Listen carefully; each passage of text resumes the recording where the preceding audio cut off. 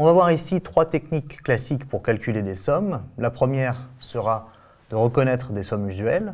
La deuxième, de faire un changement d'indice ou bien un glissement d'indice. Et la dernière sera le télescopage. Et vous pourrez ensuite, sur les sommes qui suivent, vous entraîner avec les différentes méthodes pour calculer les sommes. Alors, pour la première somme, nous avons la somme de k égale 0 à n de k plus 1.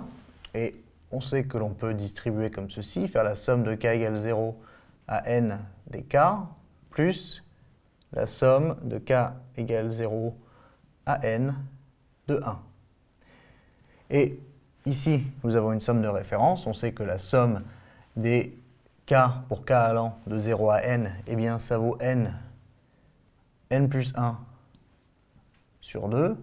Et ensuite, ici, on somme sur k et le 1 ne dépend pas de k. Donc, en fait, c'est tout simplement le nombre de termes de la somme fois 1. Autrement dit, n-0 plus 1, c'est-à-dire n plus 1.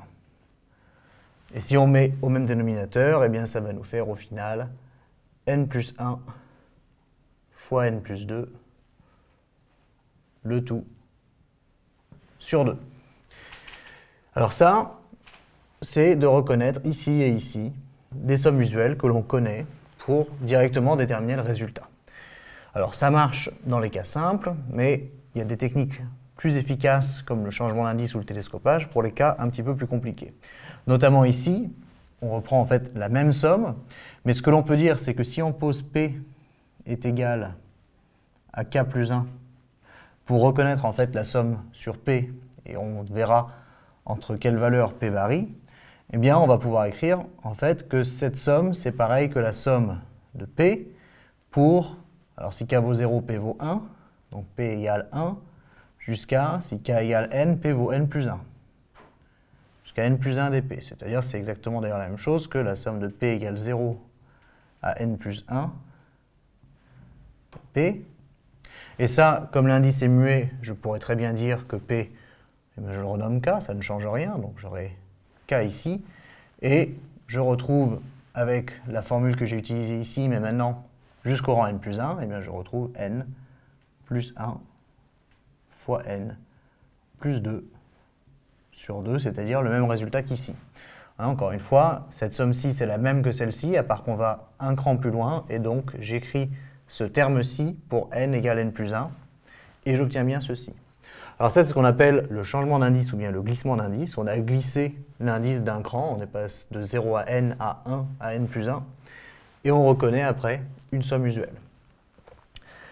Le dernier cas de figure, c'est ce qu'on appelle le télescopage. Alors le télescopage, c'est lorsque l'on a la somme de deux termes consécutifs, ce qui fait que quand on fait la somme complète, eh bien, des termes vont s'annuler 2 à 2, et il ne va rester que les extrêmes.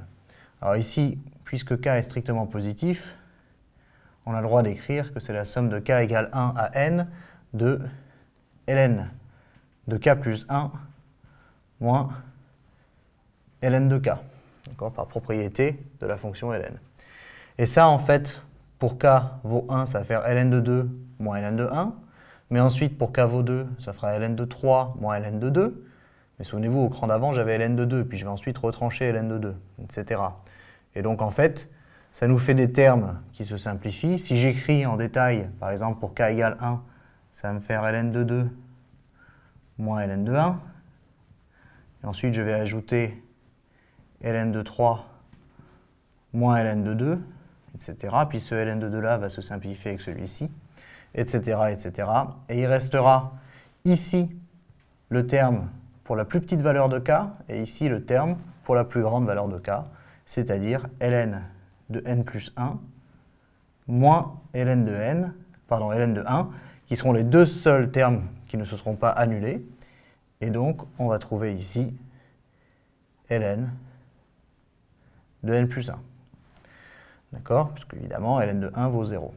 Alors, cette étape-ci, en général, on ne l'écrit pas. Il faudrait d'ailleurs, pour être rigoureux, que je mette 3 petits points, etc.